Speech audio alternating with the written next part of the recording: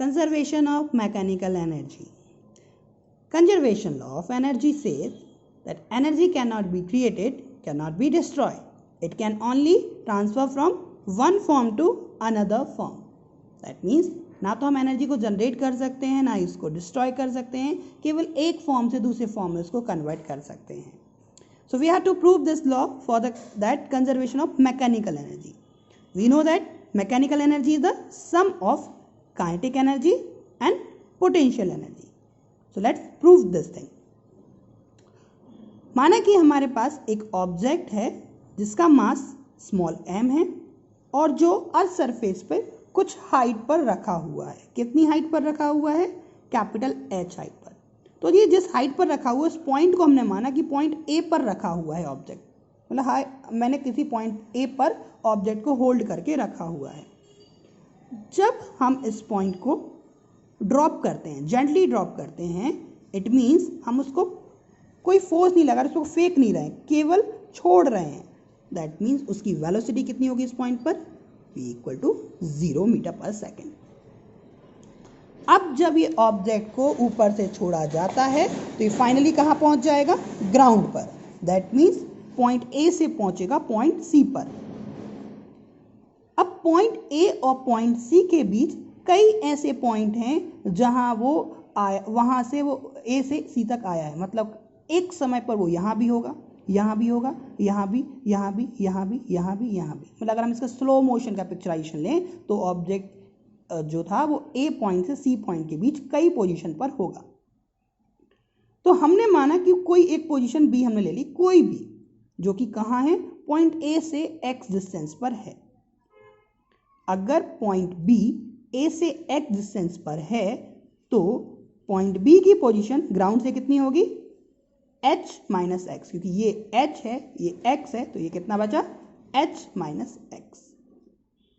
हमें प्रूव करना है कि total energy at point A, point B and point C जो है वो इक्वल है, कांस्टेंट है. तो चलिए प्रूव करते हैं. तो total mechanical energy is constant at point A, point B and point C. So mechanical energy at point A. तो mechanical energy equal to sum of kinetic energy plus potential energy. Now kinetic energy at point A. Kinetic energy का formula क्या होता है? Half mv². But यहाँ velocity कितनी है? 0. So velocity की value हम कितनी रख देंगे यहाँ? 0. सो आंसर कितना आ जाएगा? हाफ m0 का स्क्वायर. या टोटल आंसर है 0. क्यों? क्योंकि काइनेटिक जब किसी में 0 का मल्टीप्लाई होता है आंसर 0. प्लस पोटेंशियल एनर्जी का फॉर्मूला mgh. अब हाइट कितनी है यहाँ? तो हाइट कितनी है यहाँ से पॉइंट A की? Capital H. तो हमने H की जगह कैपिटल H पुट कर दिया. तो टोटल आंसर कितना आ जाएगा? mgh. Equation 1. So total energy equal to mgh at point A. Now let's total mechanical energy at point B. Point B की बात करें तो यहाँ वेलोसिटी 0 नहीं होगी, कुछ होगी. कितनी होगी? I don't know right now, we will find it. So point B पर टोटल एनर्जी होगी वो भी equal to kinetic energy plus potential energy. So kinetic energy का formula half mv² plus potential energy का फॉर्मूला mgh. तो यहाँ v की value 0 तो नहीं है, कुछ है. कितनी है वो देखते हैं. h की वैल्यू कितनी है ये तो हमें पता है. अगर यहाँ से x है तो यहाँ से कितनी हाइट होगी? h minus x. तो हमने h की वैल्यू यहाँ क्या रख दी? mg. h की वैल्यू h माइनस एक्स. अब निकालते हैं v की वैल्यू. तो इनिशियल कंडीशन पहले कहाँ था? ऑब्जेक्ट A पर.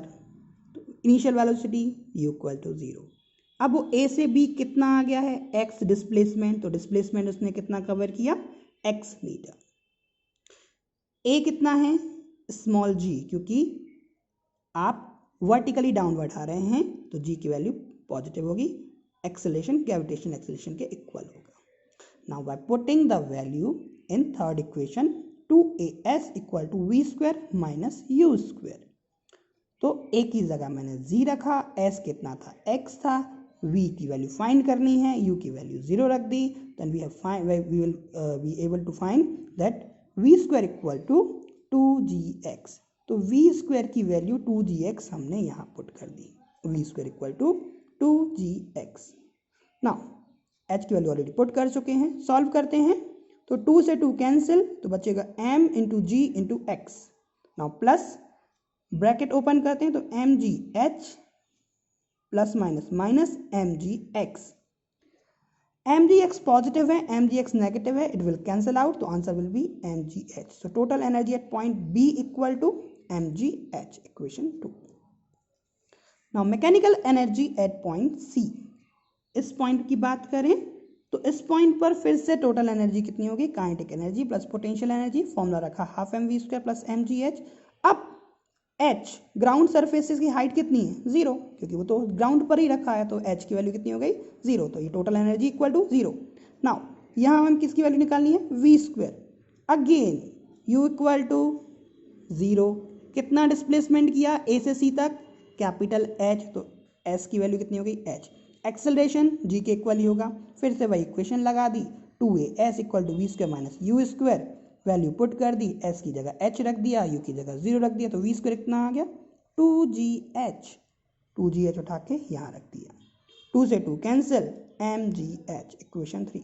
Now equation 1 equal to mgh, equation 2 equal to mgh, equation 3 equal to mgh, that means that E is constant at each point, मतलब कि चाहे पॉइंट A हो, चाहे पॉइंट B हो, चाहे पॉइंट C हो, total energy is constant.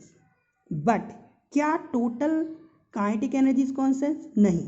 Point A पर kinetic energy कितनी थी, 0, फिर कितनी हुई mgx, और फिर कितनी हुई mgh, मतलब कि एट इंस्टेंट अगर हम काइनेटिक एनर्जी की बात करें तो पहले कितनी थी वो 0, फिर कितनी होती गई, कहाँ चली गई, मैक्सिमम कितनी हो गई, mgh।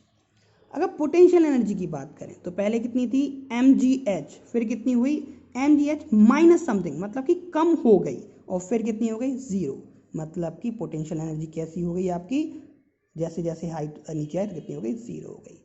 सीधी बात हम देख सकते हैं कि जब हम ऊपर से नीचे आते हैं तो पोटेंशियल एनर्जी डिक्रीज होती है, काइनेटिक एनर्जी इंक्रीज होती है, मतलब कि ए से सी तक आने के रास्ते में टोटल एनर्जी तो हमेशा क्या होगी, कांस्टेंट, मतलब हर एक पॉइंट पर sum of potential energy and kinetic energy equal to constant, but potential energy decreases, kinetic energy increases.